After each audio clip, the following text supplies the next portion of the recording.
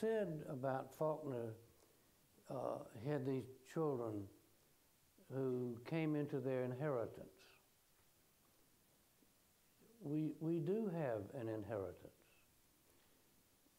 But I think the great issue is not our inheritance, but the inheritance we leave for our children, their inheritance. And that's what we should concentrate on, I think. Not, we have come so far from here, from there to here, and yet we have a ways to go from here to there. But knowing Mississippi as I know it, and knowing the people that I know, we'll get there. I don't know how to maybe follow up on that. You did a tremendous job in terms, I think, showing the transition of this particular town, this particular school district. And I think it's really indicative of, and I think it plays itself out in a number of ways, maybe not exactly like it does in this particular community, this particular school, but I think it plays itself out throughout the other 81 counties in this state, in that we're really struggling with the post-civil rights period in terms of you have integration where, in essence, these kids come together, particularly into a white school. And then you have an exodus that takes place, academies spring up. And so where are we now, where you see the school has gone from all white to all black. So it's a very interesting dichotomy in terms of the way in which is transitioned. It also plays itself out in a little bit different way, in that my wife told me not to ramble, but I'm going to ramble a little bit. The county that she's from is Union County. And you go to Union County and you see a county that doesn't have a whole lot of people, but it's got several school districts. It's got West Union, it's got East Union, it's got Ingomar, it has New Albany.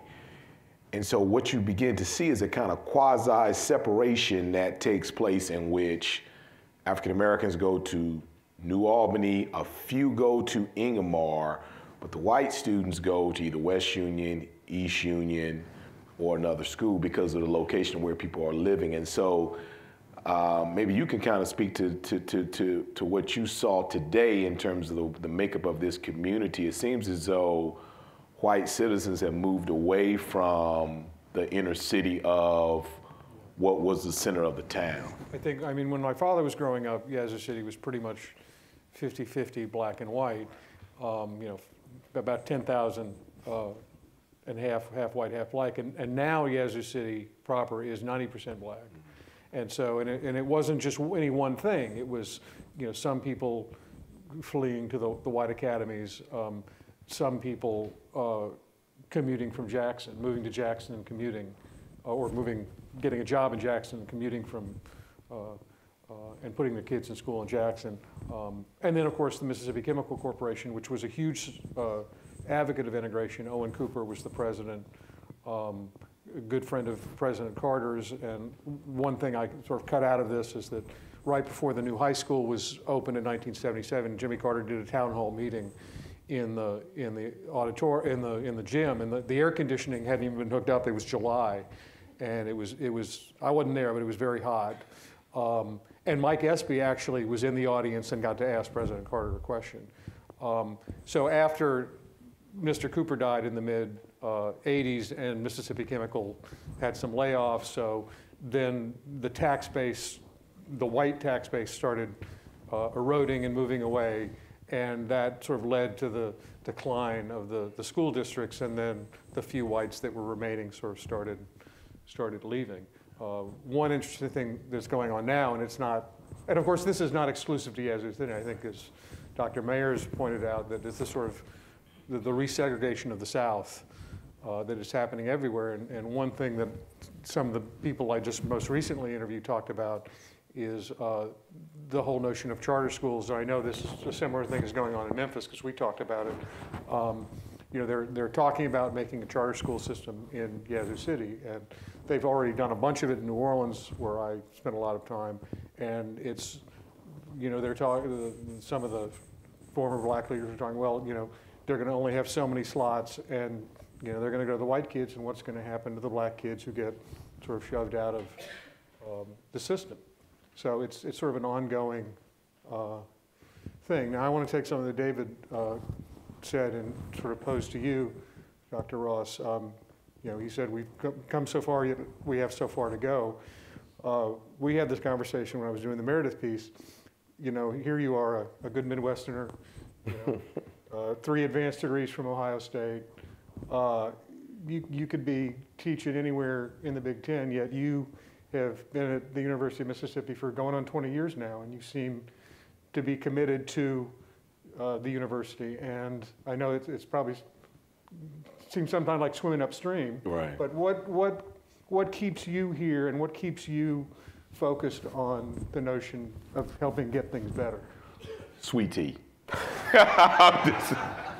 There you have it. We're done. I've got addicted to sweet tea. We didn't have sweet tea growing up in Columbus, Ohio. We had Kool-Aid, so sweet tea keeps me in Mississippi. I think David touched on it. I think as a historian, where else would you want to be? I mean, there's so much, and if you look at race, and the young lady in the piece said something I thought that was very, very, very accurate in that, in many ways, we're the laboratory for the United States of America. And if we can get something right in terms of race and work it out and make some progress, we know we can work it out in Alaska and Vermont and these other places where they don't have nearly the kind of baggage that we have. And so I think that when I look at particularly this institution, the amount of potential that it has, and a person like Medgar Evers was so fascinated. The same question almost was asked to him: why are you staying in Mississippi? Why don't you leave and take your family? And it was all about the potential and the fact that he felt that people have very strong relationships, even though they have these barriers at times. They play themselves out in terms of marriage or church or certain kind of, other kind of things that keep people apart. But on the other side, there is an intimacy. Governor Winter talked about people growing up, playing together, and then all of a sudden, the inheritance kicks in. But there is that intimacy there. And so it makes you really wonder if we could get to a point as a society to where, that is no longer something that has an effect upon us negatively. And I think that this institution has come a long way, particularly since 1962. We've got some other things we need to accomplish, but we have made some progress, and it's going to take a while, and it's been something that I've just been kind of committed to. I think I've looked at what other people have done, and I felt like the conditions and the challenges that they had to face and what I had to face coming here in 1995, no comparison. Go ahead. Thursday, I went to Jackson to attend the groundbreaking for 2 museums, one adjacent. They are adjacent. One was the History Museum, Mississippi History Museum. The other was the Civil Rights Museum.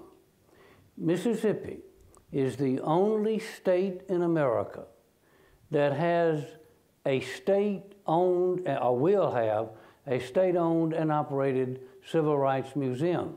Mrs. Medgar Evers was the keynote speaker at that dedication. And after outlining the progress that this state has made, she said that her husband loved Mississippi. He always loved Mississippi. He could have lived anywhere else he wanted to. And she said, I wish he were here today to see these black people and white people celebrating the beginning of the construction of a museum that will tell us who we are, where we were, where we are, and where we will be someday. So I guess I am just an incurable optimist. I know our past, and I think I know our future. And as she said about Medgar Evers, she said today he would be so proud to be a Mississippian. And a generation from now, he and his children and his grandchildren will also be proud to be a Mississippian. You know, look, there ain't no other place in the world quite like it. There's just no other my place favorite like quote from Medgar Evers was, you know, I don't know whether I'm going to heaven or hell, but I'm going from Jackson. it. Yeah, right. Y'all have any questions? You may have said this in the film and I missed it, but of all the children who are now not in the Yazoo City School District, are they all in private academies, or is there a county kind of like? There is a county school, and the county school is more racially balanced than the city school. I think it's like 60-40, black to white. And there is Manchester Academy, which is, you know, finally letting in a few students of color. You know, most can't afford it because the tuition. But Gloria Owens, the woman who went under freedom of choice as a 7th grader, she works with all 4 schools. She works with Yazoo High School, Manchester, the county school, and Benton Academy, which is the other private school in Yazoo County. And she works with students, you know, in a little group, and she loves them all. And so there, you know, even though there's this still legacy of the past, that, you know, everyone seems to love and accept the different, you know, the different opportunities and the different schools there, and I've been conflicted as to whether I want to bring Manchester Academy into the film anymore. I haven't tried.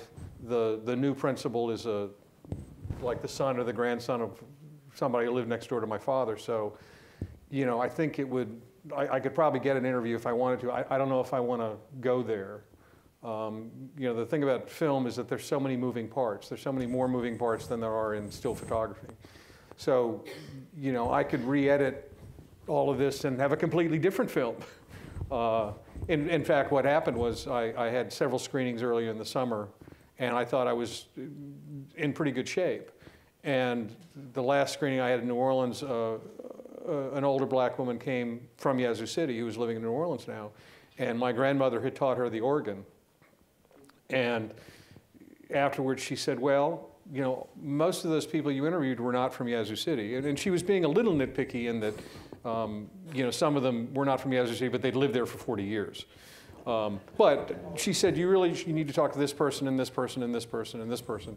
So I sort of stepped back, and she actually went to Yazoo City and did some research for me and put me in touch with the 6 people that I did in the auditorium at the old elementary school. Wardell Leach, who was the first black mayor, his brother Herman, who was the first black supervisor, Herbert Scott, Gloria Owens, and Aubrey Brent Sr. and Jr. Of course, Aubrey Brent Sr.'s mother had signed the petition. So to have him recount, you know, her experience was invaluable to me. And I think it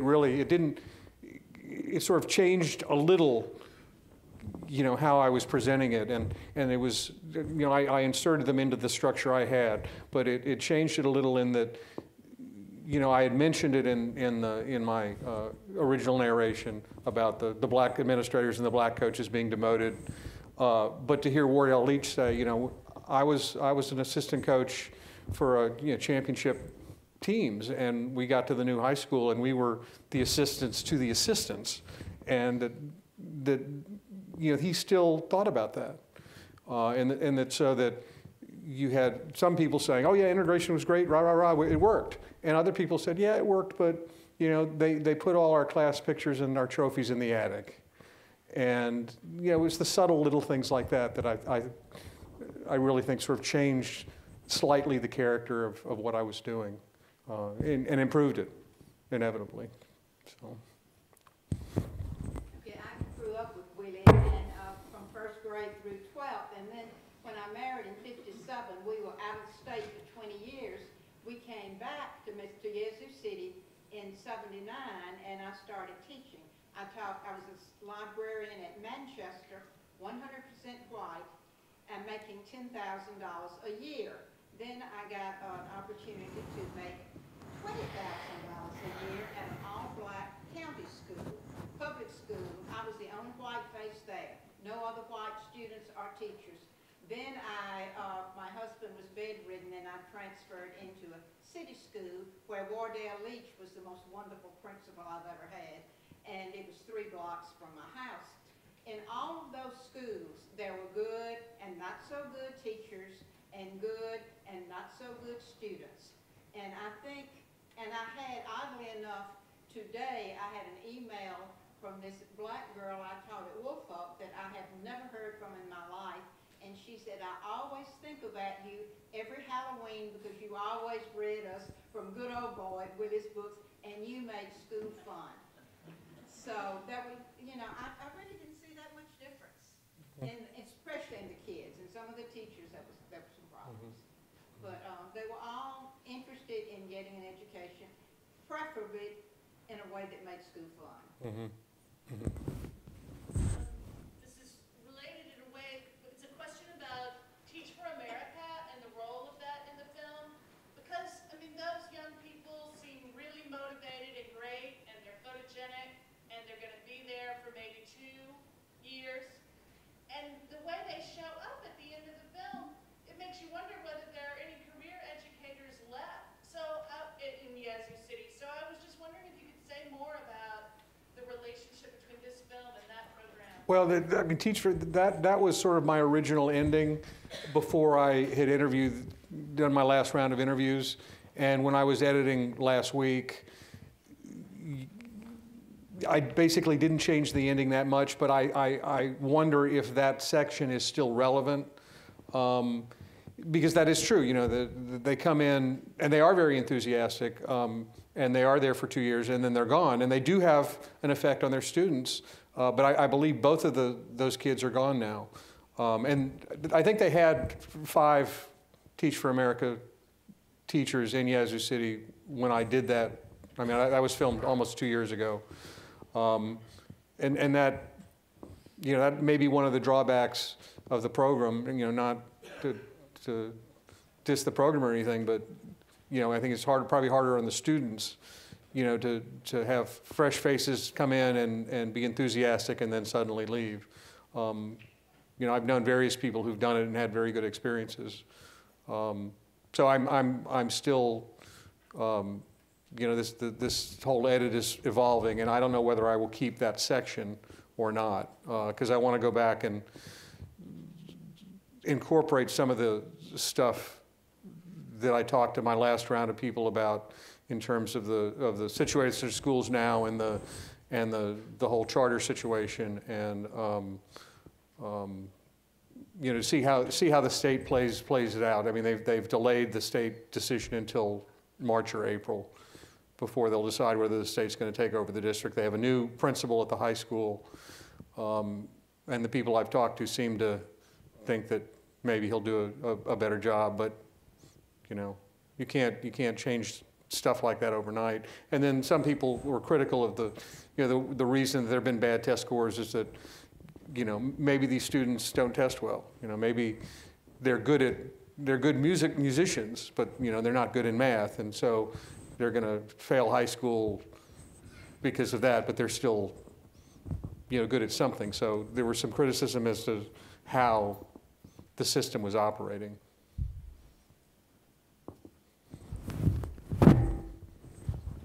That's hand up back there. Okay.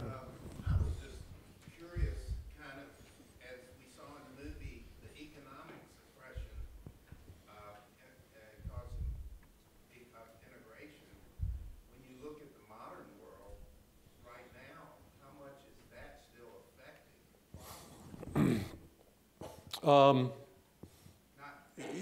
Well, economically, Yazoo City's doing better than some other communities in the Delta. But it's still somewhat depressed. I mean, they've got the federal prison. I think they're getting a super Walmart. They're actually downtown is pretty vibrant right now. The last time I was there was a lot of stuff going on. But it's, you know, it's like any other small community. You know, it's struggling to a point. David, Yeah. Mr. Curtis Wilkie told me not to let this go more than 2 hours. We're almost at 2 hours. But here's a Yazoo City man here. Let's let that be the last question, okay? You're on the spot, Mr. Yazoo. All right. Thanks, Dr. Sansing. I grew up loving your father, by the way. Never met him, but read all his books in junior high, starting with Good Old Boy, and then into the more serious ones as I got older. And I think your documentary does something that your daddy did, which is call things like they are, but leave with a note of optimism. And I think you shouldn't take out the Teach for America part, because even if it does cause some problems that you need to go back and maybe smooth out, it does give a little bit of optimism, and Southerners and Mississippians in general really need some encouragement on this particular area. So, Okay. thanks. Okay. Well, I believe on ending on optimistic notes, you know, because you know, the alternative is just not very good. So, you know, I want to, even though if things don't. Rarity, though. I mean, the recent Ghost of Mississippi, great documentary, but it ended pretty bad. Like, yeah, pessimistically. Thank you. Yeah. So this is a rarity. The ESPN piece? The ESPN, which you were great in. Oh, yeah, well, you should see some of the responses I got from people, though. People all the way from Michigan didn't necessarily think I was great, but thank you. You were eloquent in this Okay. one, eloquent in that one, but anyway. Well, thank you. David, I'm sure I speak for all who have seen this documentary and those who will see it. It is a very powerful, well-done documentary. We all await the final version. And I think there will be refreshments upstairs for us to stay for a few minutes and enjoy speaking to David. We're all available for questions. And I would like to thank Dr. Sansing, Dr. Ross for being part of this project and lending it historical legitimacy.